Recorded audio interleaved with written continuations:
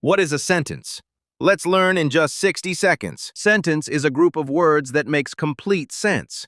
For example, she is playing.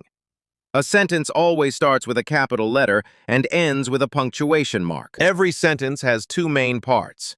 The subject tells who or what the sentence is about. Example, she.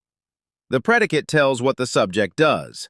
Example, is playing. There are 4 types of sentences. Assertive sentence. It tells something. Example, I like ice cream. Interrogative sentence. It asks a question.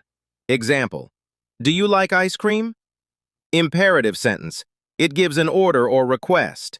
Example, close the door. Exclamatory sentence. It shows strong feeling. Example, what a beautiful day. Now you know sentences, their parts and types. Follow for more easy learning videos.